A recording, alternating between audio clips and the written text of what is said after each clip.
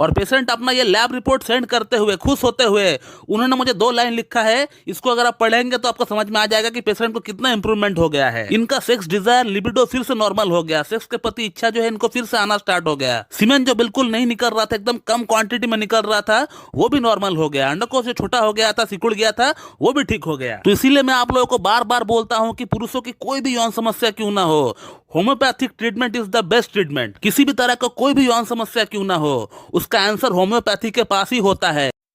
दोस्तों, क्या आपको पता है कि अगर आपका पिट्यूटरी ग्लैंड से निकलने वाला 2 हार्मोन अगर LH FSH अगर सही से ना निकले तो भी आपको नापुंसकता हो सकता है, इरेक्टाइल डिस्फंक्शन हो सकता है, आपको इनफर्टिलिटी हो सकता है। तो आज हम लोग इसी टॉपिक के ऊपर बात करने वाले हैं कि ये LH FSH किस तरह का हार्मोन है, इसका क्या रोल है हमारा बॉडी में, और कहीं अगर ये कम हो जाए हमारा बॉडी में तो हमें किस तरह का नापुंसकता में देखने को मिल सकता है, और उसी के साथ उसका इलाज कैसे हो सकता है होम्योपैथी में, ये भी हम लोग जानेंगे इस वीडियो में। तो मैं डॉक्टर सुब्रता और आप सभी का फिर से एक बार बहुत बहुत स्वागत करता हूं अपने इस YouTube channel homeo care tips पे। दोस्तों, LH और FSH, LH का फुल फॉर्म होता है ल्यूटिनाइजिंग हार्मोन और FSH का फुल फॉर्म होता है फॉलिकल स्टिमुलेटिंग हार्मोन, और ये दोनों ही हार्मोन रिलीज होता है हमारा पिट्यूटरी ग्लैंड से। एंटीरियर पिट्यूटरी ग्लैंड यानी पिट्यूटरी ग्लैंड का सामने का पार्ट से ये निकलता है, और ये 2 हार्मोन को बनाने के लिए फोर्स करता है हमारा ब्रेन। हमारा हाइपोथैलेमस जो एक पार्ट होता है ब्रेन का, वो फोर्स करता है पिट्यूटरी ग्लैंड को ये 2 हार्मोन बनाने के लिए। और ये 2 हार्मोन को निकालने के लिए हमारा हाइपोथैलेमस एक और हार्मोन को बनाती है जिसका नाम है GnRH, जिसका फुल फॉर्म है गोनाडोट्रोपिन रिलीजिंग हार्मोन। और ये गोनाडोट्रोपिन रिलीजिंग हार्मोन एक पुरुष का अंदर तब निकलता है जब उस पुरुष का उम्र 13 ईयर्स यानी 13 वर्ष जब हो चुके होते हैं। अब इस हार्मोन का निकलने का कारण यही है कि मेल रिप्रोडक्टिव सिस्टम को डेवलप करना, ताकि एक मेल में टेस्टिस का फंक्शन रेडी हो सके, ताकि वहां स्पर्मेटोजेनेसिस यानी वीर्य को उत्पन्न हो सके। लेकिन ये सभी काम गोनाडोट्रोपिन हार्मोन खुद नहीं कर पाती है, इसीलिए हमारा पिट्यूटरी ग्लैंड का वो सहायता लेती है। और इसीलिए हमारा पिट्यूटरी ग्लैंड LH और FSH हार्मोन को बनाती है, ताकि LH और FSH का सहायता से इन सभी चीजों को बनाया जा सके। तो पुरुषों का रिप्रोडक्टिव सिस्टम के लिए ये 2 हार्मोन बहुत ही अहम होता है, बहुत ही इंपॉर्टेंट होता है। तो इन 2 हार्मोन का लेवल अगर कम हो जाए तो बेशक आपको कई सारी यौन समस्या आपको देखने को मिल सकता है, जो कि शारीरिक और मानसिक दोनों तरह की नापुंसकता कहा जाएगा। तो ऐसे ही कुछ समस्याओं के साथ आज से 4 महीना पहले एक पेशेंट हमसे ऑनलाइन कंसल्ट किए थे अपना लैब रिपोर्ट के साथ। ये जो आप स्क्रीनशॉट देख रहे हैं, ये पेशेंट ने मुझे फर्स्ट टाइम किया था मेरे पास अपॉइंटमेंट बुक करने के लिए। इस पेशेंट का LH और FSH दोनों ही हार्मोन कम सीक्रेट होता है, कम मात्रा में निकलता है। और पेशेंट ने जो मुझे लैब रिपोर्ट भेजा है उसको भी आप ठीक से देखिए, जहां पे मैंने अंडरलाइन कर रखा है। आप मेरे ख्याल से देख पा रहे होंगे कि इनका LH जो है वो 0.57 इंटरनेशनल यूनिट पर लीटर है, और FSH जो है वो 0.67 इंटरनेशनल यूनिट पर लीटर पे है, यानी दोनों ही काफी कम मात्रा में निकलता है। यानी इनको शारीरिक नापुंसकता के साथ साथ मानसिक नापुंसकता भी हो चुका है। और ऐसा क्यों हुआ? ऐसा होने के पीछे जो कारण है वो ये है कि इन्होंने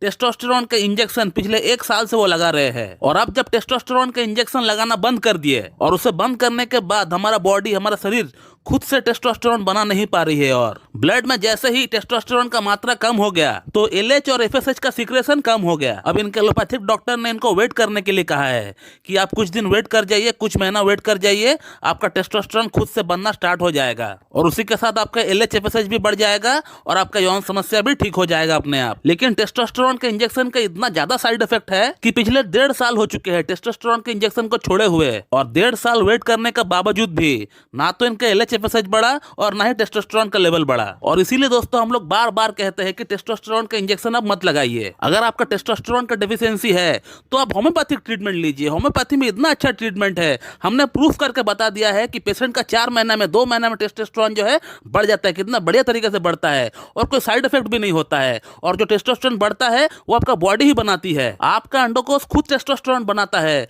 ना कि कोई मेडिसिन के जरिए कोई इंपैक्ट डाल के आपका टेस्टोस्टेरोन बढ़ाया जाता है। और अब इस पेशेंट की अगर समस्याओं की बात करें तो इस पेशेंट की टेस्टोस्टेरोन का लेवल फिर से लो हो चुका है, जैसे पहले हुआ करता था। इन्होंने मुझे अपना टेस्टोस्टेरोन का रिपोर्ट भी भेजा था जो कि 250 नैनोग्राम पर डेसीलीटर के आसपास था। फिर हमने इनका एक थॉरोली केस टेकिंग किया, और केस टेकिंग करके हमने इनका ट्रीटमेंट स्टार्ट कर दिया होम्योपैथी में। पेशेंट का हमने पूरा केस टेकिंग किया थॉरोली, और केस टेकिंग करने के बाद पेशेंट को हमने अर्जेंटम नाइट्रिकम प्रिस्क्राइब किए। अर्जेंटम नाइट्रिकम को हमने 0/9 से स्टार्ट किए थे इस केस में, और 15 दिन में एक बार हमने इनको सिलेनियम 1M लेने के लिए कहा था। और तकरीबन 4 महीने बाद हमने इस पेशेंट का लैब रिपोर्ट फिर से निकाला है।